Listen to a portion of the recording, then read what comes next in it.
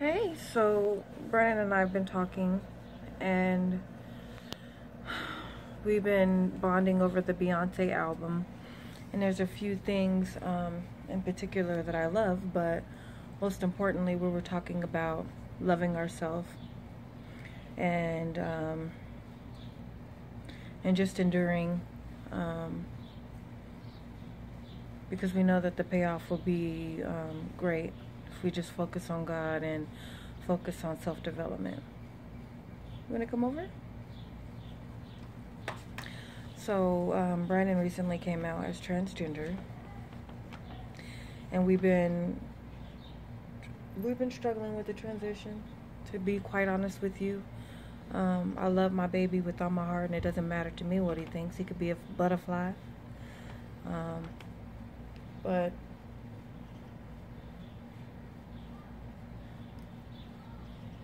we've just been taking things kind of slow, and I've been getting a lot of negative comments like, oh, I feel so sorry for you, or oh my God, he must be really confused. My baby is not confused, and I don't need anybody to feel sorry for me. This is something that is a transition for the both of us, and I'm grieving the fact that I won't have any little children from Brandon, but honestly, he can have children. He can adopt. He can have a surrogate. He has a lot of options, and most importantly, people think that because he has come out as transgender that he's going to be so promiscuous, running around and having sex with people. That is not the case. If you raise your children the way that they are supposed to grow, when they depart from you and become a grown-up and start living their lives, they will use those things. If you model appropriate behavior, then your children will demonstrate, that they'll demonstrate, or what is the word that we always use? They will mirror the goodness that you taught them and show them. So earlier I was talking about breaking chains, and I used to live, my mother used to be very critical of me, and it was because I became a teenage mom. I was 15. And it was really important for me at that time not to become a statistic.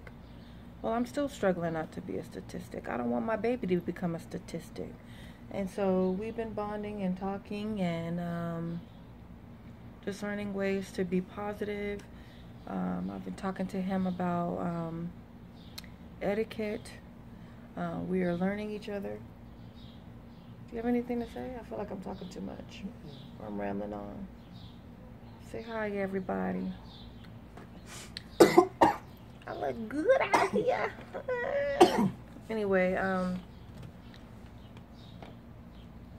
all I have to say is I love my baby very much.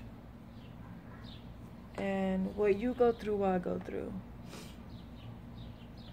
And I want you to be able to feel like you can talk to me about anything, because I want to always be there for you.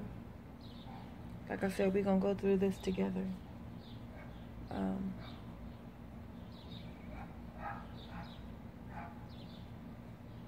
I feel that it's a very cruel world out there,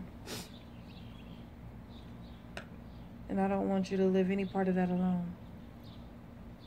And so I'm going to be here for you, and God is here for you. And so everything is going to be all right. And in the meantime, anybody that got a problem, they can come see me directly. But I would urge you just to mind your own business. And like I've heard other people say, stay in your lane. Mind your own. Like my daddy said, tend to your own, you live longer. If you tend to your own and not worry about what other people are doing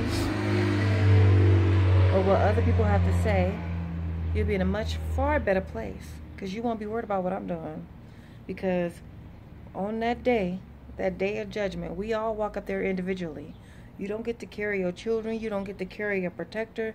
You're going to walk up there and you're going to stand in front of the judger himself, the judge and the jury, independently. And you're going to have to question and answer for your behavior or your mouth and anything else you did, your actions. But over here, we are perfectly okay, loving each other, supporting each other, and doing the best we can. And that's all I got to say about that. And I don't want to have this discussion again. Look at my baby. He looks so cute. I mean, I try my best. No. Right? Try your best. I feel like I'm looking real good, too, anyway. Well, alrighty then. I love you too, Mom. Thank you, baby. Well, I think we done here. You guys have a pleasant one. Bye.